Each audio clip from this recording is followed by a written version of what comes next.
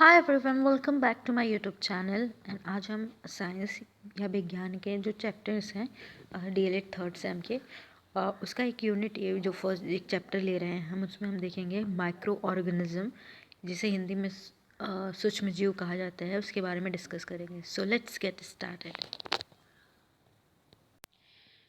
So what are micro organism या micro या सूक्ष्म जीव।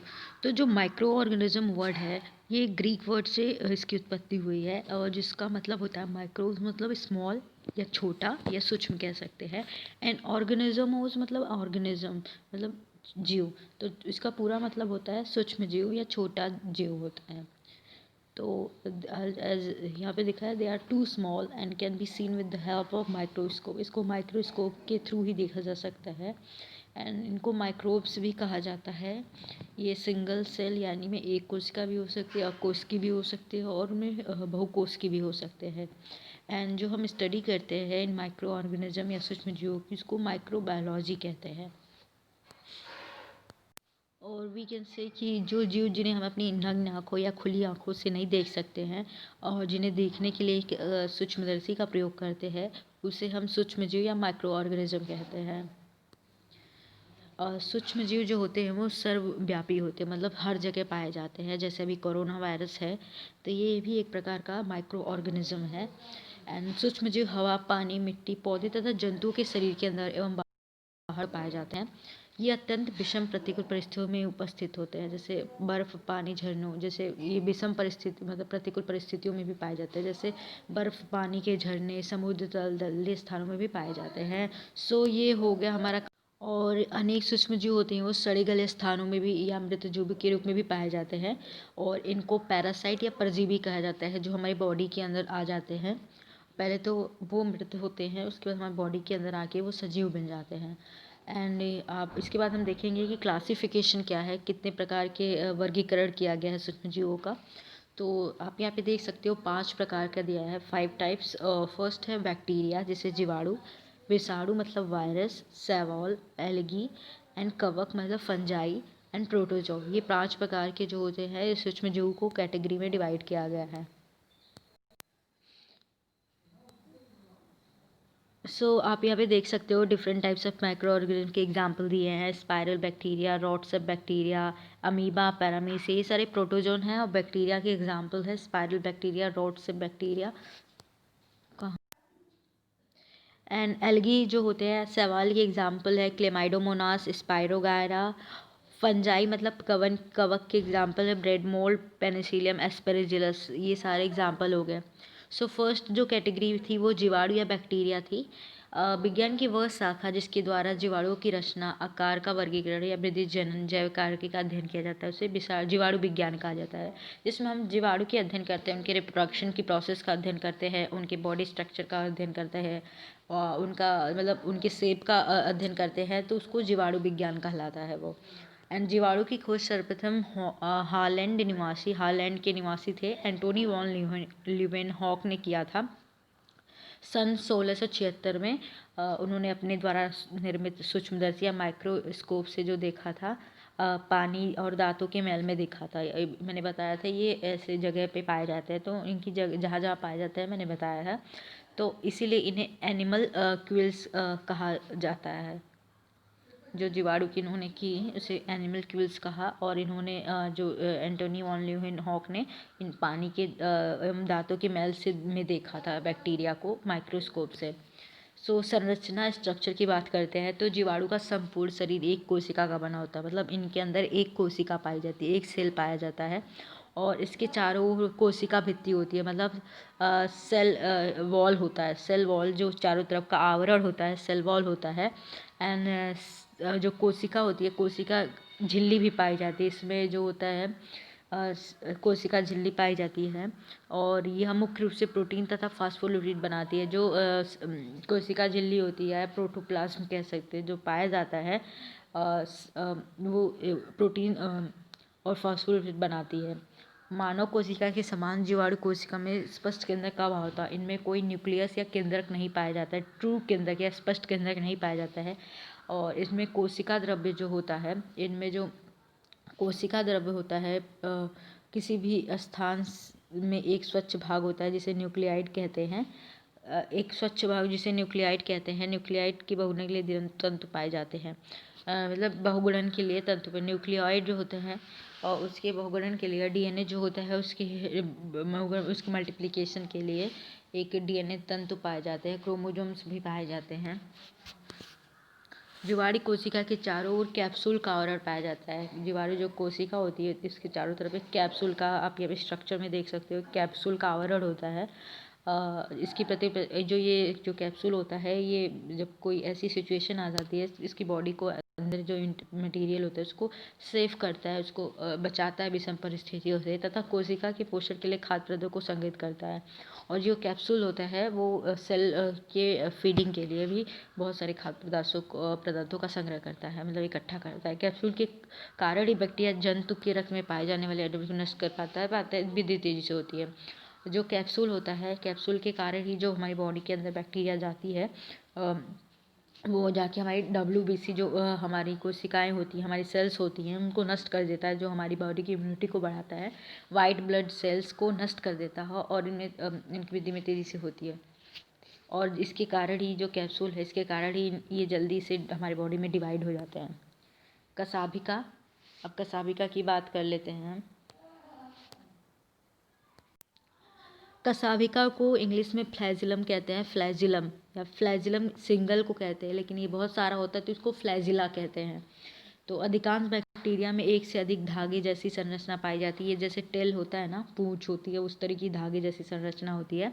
और एक सिरा जीवद्रव्य से जुड़ा रहता है, जिनका एक सिरा जीवद्रव्य से जुड़ा होता है और जो प्रोटोप्लाज्म होता है उससे जुड़ा होता है। इनके कारण ही जीवाणु गमन कर पाते हैं। मतलब इस जो एक टेल होती है, ये धागे जैसी संरचना होती है, इसके कारण ही वो मूव कर पाते हैं एक स्थान से दूसरे स्थान पर।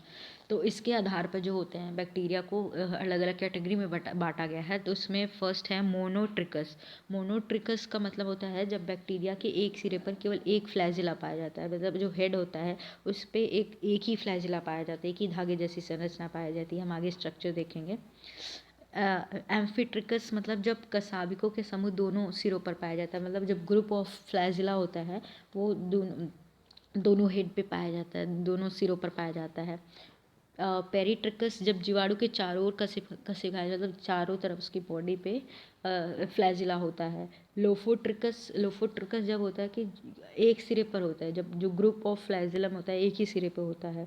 जैसे एम्फीट्रिकस दोनों सिरों पे था, लेकिन लोफोट्रिकस में एक ही सिरे पे जो उसका फ्लैजिला का ग्रुप होता है या कसाभिका का ग्रुप होता है। एट्रिटिकस होता है जब जीवाणु में कसाभिका पूरी तरह अनुपस्थित होता है, उनमें होता ही नहीं है, ठीक है, उनमें कोई फ्लैजिला नहीं होता। एग्जाम्पल देख सकते हैं यहाँ पे। जैसे मैंने मोनोट्रिकस में बोला था कि उनके हेड पे एक ही फ्लैजिला पाया जाता है, तो यहाँ पे आप देख सकते हो, ये स्ट्रक्चर आप देख सकते हो, ये जो है इस पे एक ही फ्लैजिला, ये जो धागे जैसी ऐसी संरचना है इसे फ्लैजिला कहते हैं। यहाँ पे भी देख लो आप, धागे जैसी संरचना है। मैंने लोफोट्रिकस में क्या बोला था कि इसके एक जो फ्लैजिला होता है वो बहुत सारा पाया जाता है, लेकिन एक ही सिरे पे पाया जाता है, इसके हेड पे ये पाया जाता है। और उसके बाद मैंने बात की थी, यहाँ पे देख सकते हो ये वाला एम्फीट्रिकस, मतलब मैंने बोला था जब एम्फी का मतलब होता है दोनों सिरों पर पाया जाता है।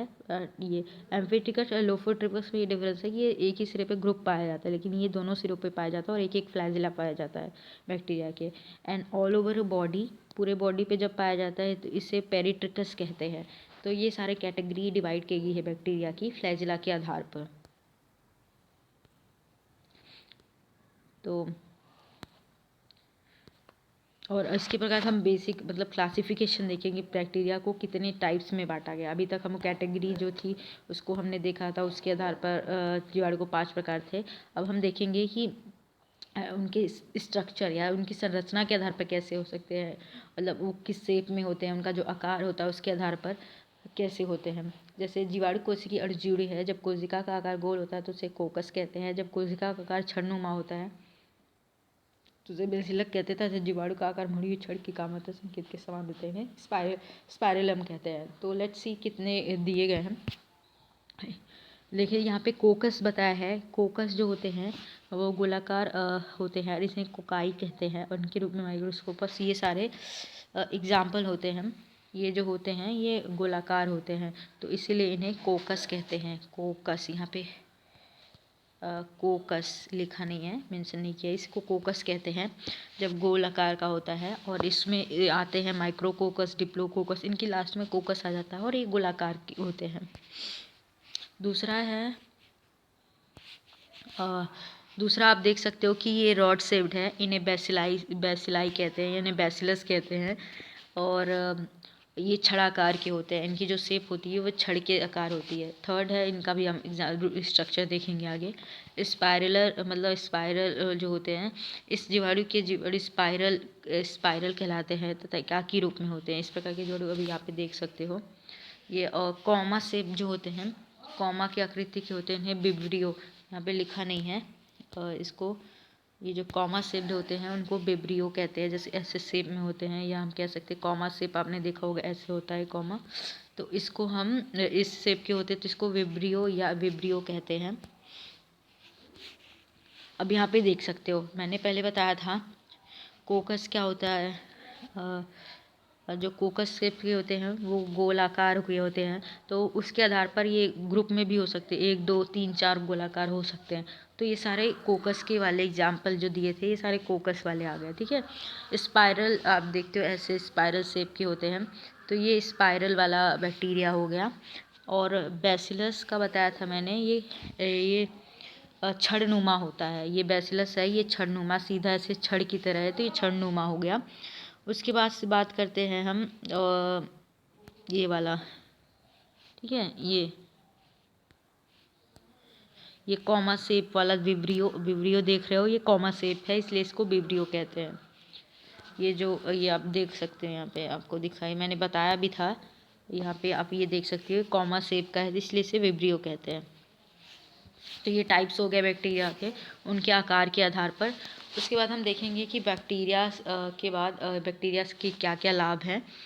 तो इसमें है, कृषि क्षेत्र में आप देख सकते हो कि दलहनी फसलों की जड़ों में गांठें पाई जाती हैं, तो इन गांठों को राइजोबियम नाम जीवाणु पाया जाता है। जो जीवाणु पाया जाता है वो राइजोबियम, जो गांठें होती है जैसे चना आपने देखा होगा उसमें गांठें पाई जाती है, तो इसमें ये बैक्टीरिया पाया जाता है, राइजोबियम नामक जीवाणु पाया जाता है।